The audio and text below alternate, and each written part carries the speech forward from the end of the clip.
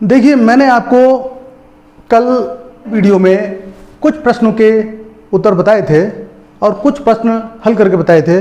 आज मैं उसके आगे आपको प्रश्नों के हल करके बता रहा हूं। और ये जो प्रश्न है ये प्रतियोगी परीक्षाओं में भी अति महत्वपूर्ण होते हैं और आपके सिलेबस के अनुसार भी काफ़ी महत्वपूर्ण होते हैं। अब देखिएगा, आज का जो हमारा प्रश्न है उस प्रश्न में क्या लिखा हुआ है, सिद्ध कीजिए कि पॉइंट A2 -2 B 14 10 C 11 13 एक समकोण त्रिभुज के शीर्ष हैं, अर्थात किसके वर्टिकल हैं, राइट ट्राइंगल के। तो देखिएगा, हमारे पास कुछ पॉइंट्स दिए हुए हैं। अब क्या करें, आपको इन्होंने कहा है हमसे कि एक हमारे पास ट्राइंगल है, कौन सा वाला ट्राइंगल, राइट ट्राइंगल।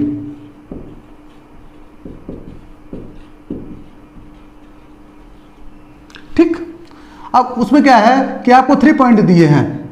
एक आप पॉइंट इसको मान सकते हैं A, B और C। A कितना हमारे पास 2, -2, B पॉइंट है हमारा 14 10, C पॉइंट है हमारा 11 13। और इसमें क्या कहा गया है कि आपको प्रूव करना है कि जो हमारा त्रिभुज है ये एक समकोण त्रिभुज है। तो आप जानते हैं कि हमारी कर्ण भुजा होती है लंब और ये आधार भुजा। तो अगर हमको बताना पड़े कि ये राइट एंगल है तो राइट एंगल की क्या प्रॉपर्टी होती है। राइट एंगल बताने के लिए ये होता है कि अगर कर्ण का स्क्वायर बराबर लंब का स्क्वायर प्लस आधार का स्क्वायर है तो हमारा जो ट्राइंगल है वो राइट ट्राइंगल होगा। देखिए, अब मैं शुरू करता हूं सॉल्यूशन। हमको इसमें दो बिंदुओं के बीच की दूरी निकालनी है, डिस्टेंस बिटवीन 2 पॉइंट्स। देखिएगा, तो हम इसको लिखेंगे AB इक्वल टू, पहले हम फॉर्मूला लिख लेते हैं, x1 माइनस x2 का whole square plus y1 minus y2 का होल स्क्वायर। अब देखिएगा, हमारे पास x1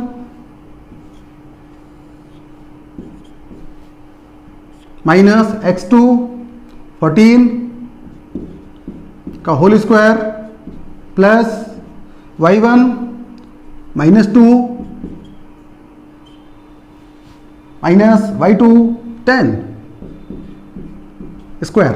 अब देखिए क्या करेंगे हम लोग, 40 में से 2 गया, -12 का स्क्वायर प्लस ये भी हमारा -12 का स्क्वायर इक्वल टू क्या हो जाएगा, -12 का होल स्क्वायर अर्थात 144 प्लस -12 का होल स्क्वायर 144। इसको हम प्लस करेंगे तो हमारा क्या हो जाएगा, 288।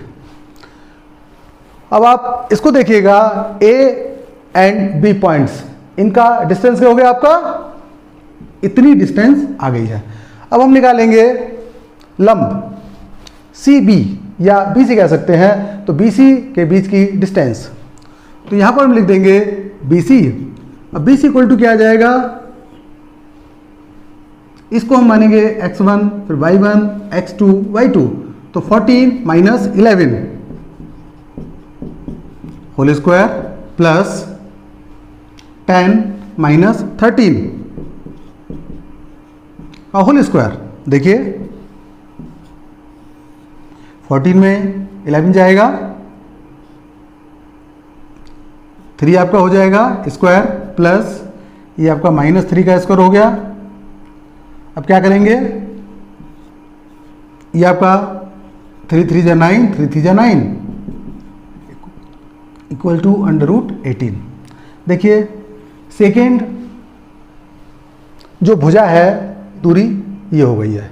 अब क्या करेंगे, हमको ये जो साइड दिखाई दे रही डिस्टेंस ज्ञात करनी है। देखिएगा हम क्या करेंगे, AC इक्वल टू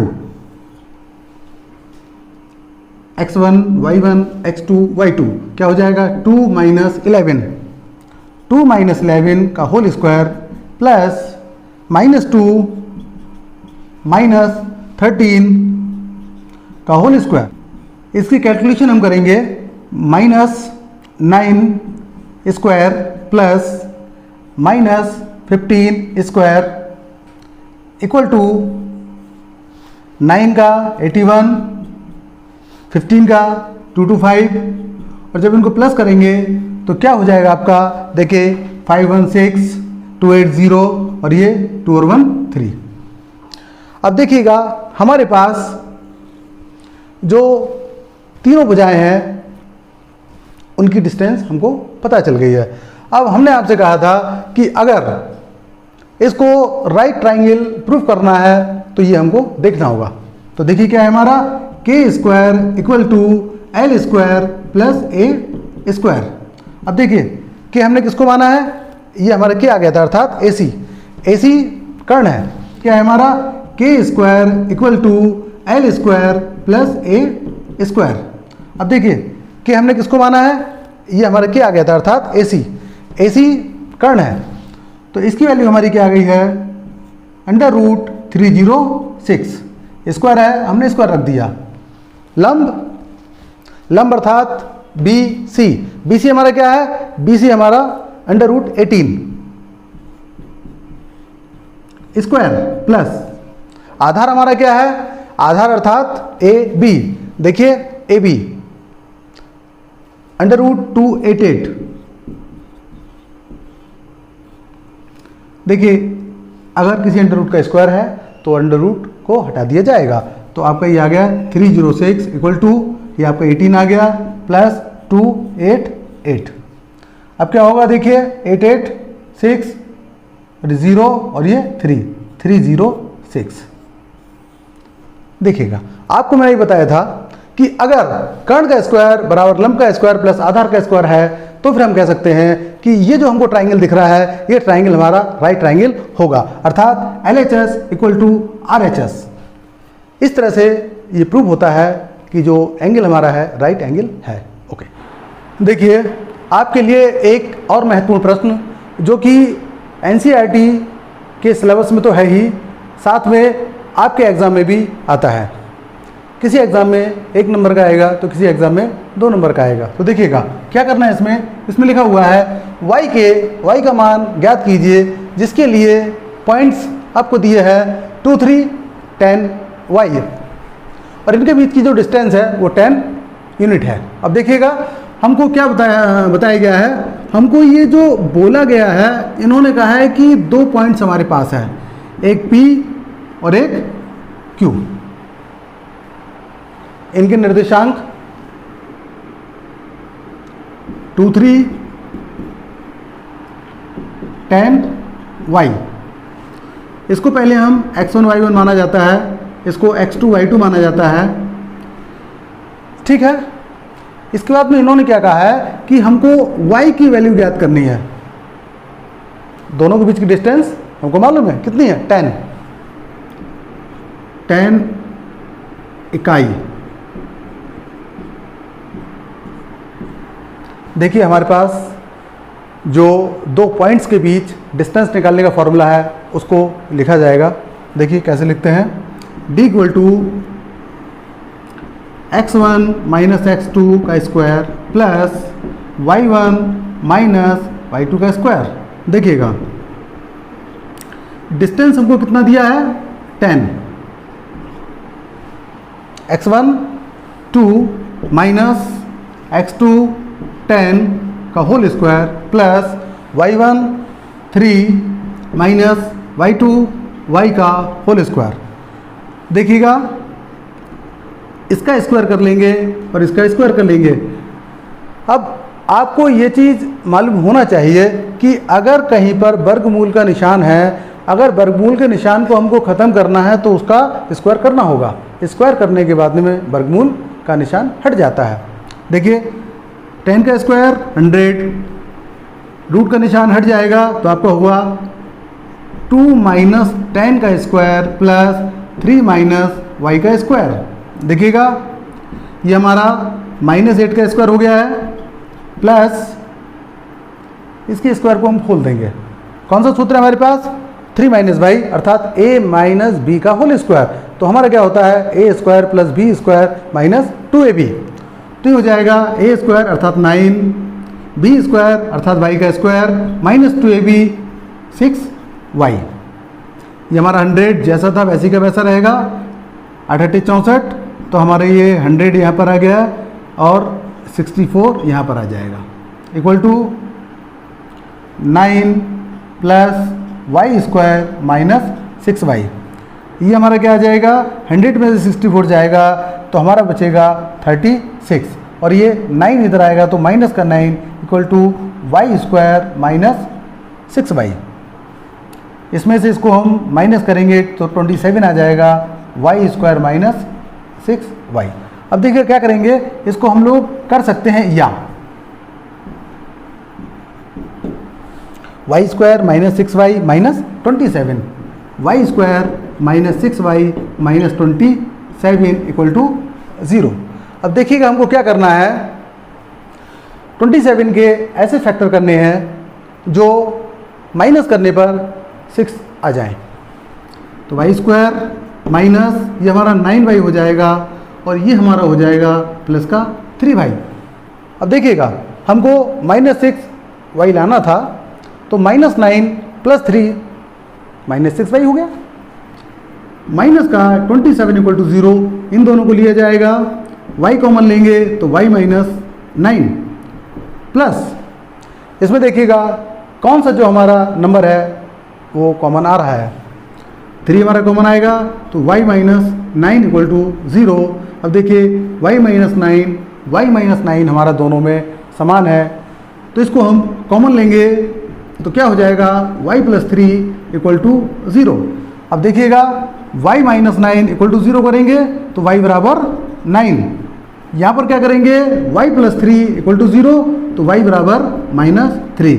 ये हमारे उत्तर प्राप्त हो गए। देखिएगा अगले प्रश्न पर आते हैं। अगला प्रश्न हमारा क्या है, यदि q 0 1 बिंदुओं p 5 3 r x 6 से समदूरस्थ है तो x के मान ज्ञात कीजिएगा। मतलब कहने का ये है हमारा कि अगर हमारे पास कोई एक बिंदु Q और ये Q बिंदु इससे और इससे बराबर दूरी पर है, अर्थात ये D1 इक्वल टू D2। अब देखिएगा ये बिंदु हमारा जो क्या है इसको बोलेंगे हम P।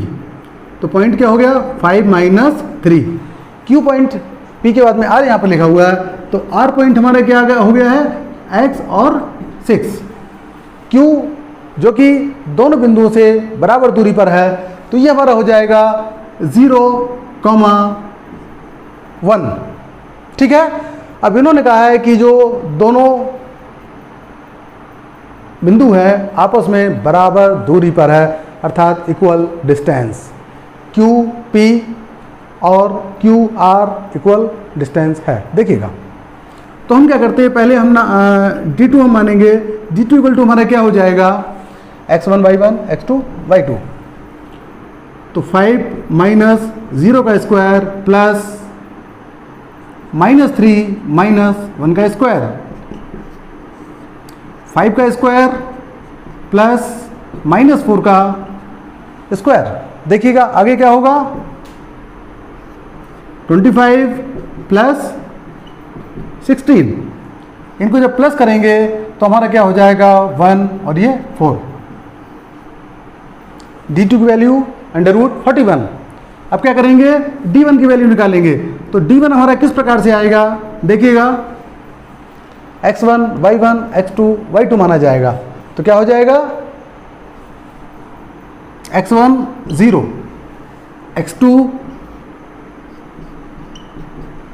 Plus y1 y2। देखिए ये हमारा हो जाएगा minus x square plus minus 5 square. तो क्या हो जाएगा एक्स स्क्वायर प्लस 25 हमारा D1। अब आपको कहा क्या गया है कि ये और ये दूरियां बराबर हैं, तो हम यहां पर कर लेते हैं, चूंकि d1 इक्वल टू d2 कर देते हैं। तो आप जानते हैं कि अगर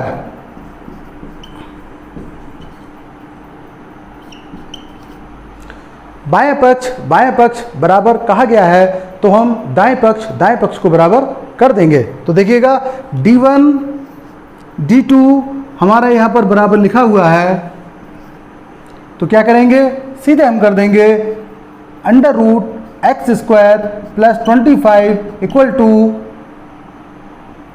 रूट 41। देखिए अगर दोनों तरफ स्क्वायर का निशान होगा तो हम दोनों तरफ स्क्वायर कर देंगे। देखिएगा स्क्वायर हमारा अगर है तो रूट का निशान हट जाएगा, X square plus 25 equal to 41। X square equal to 41 जैसा था वैसे ही का वैसा है। 25 राइट हैंड साइड जाएगा तो आपका हो जाएगा माइनस में, तो इसमें से आप माइनस कर लीजिए, 11 में से 5 गया 6 और ये आपको बचेगा 1।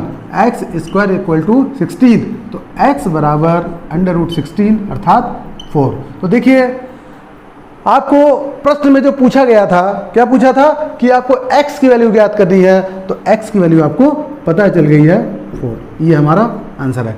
और दूसरी चीज़ आपको क्या बताना है, अब इन्होंने कहा था कि हमको दोनों के बीच की दूरी ज्ञात करना है।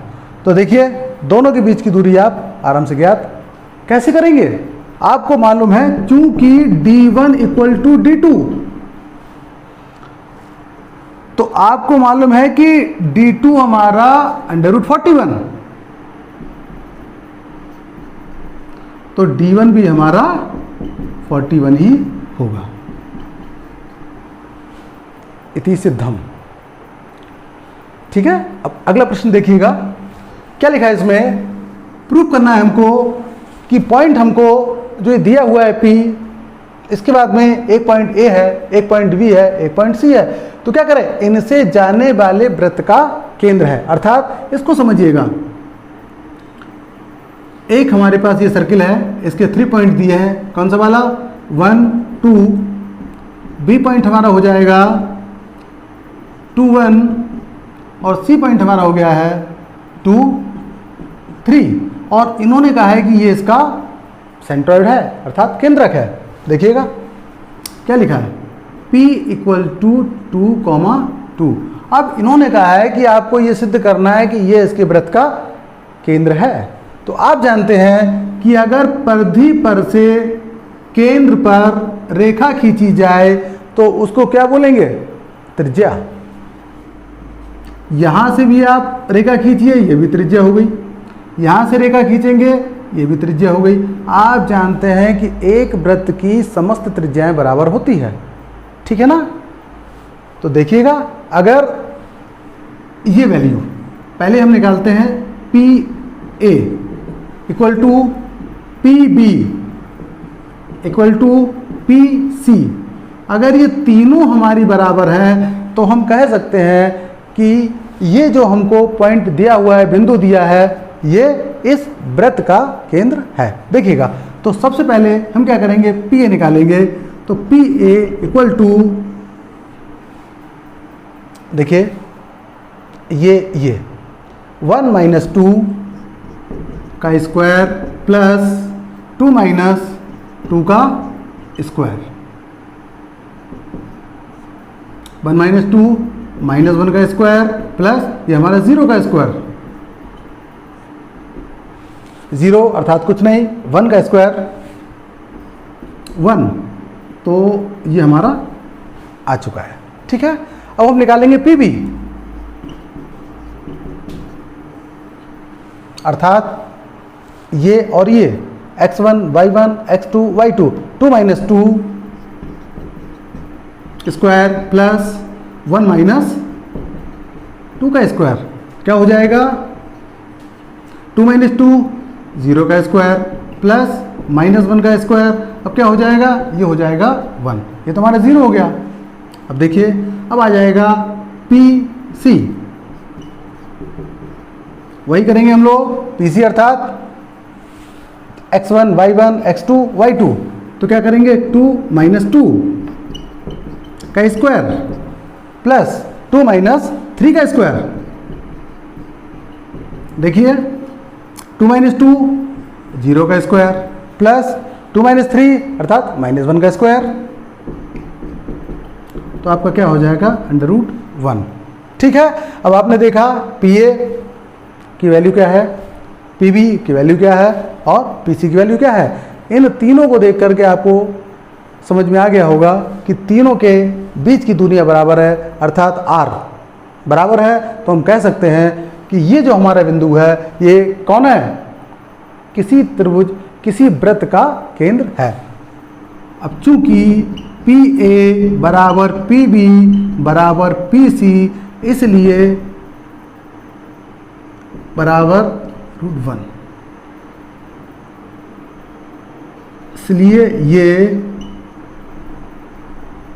इसलिए बिंदु P कौन सा बिंदु है, ये 2 2, बिंदु A B C का केंद्र बिंदु है।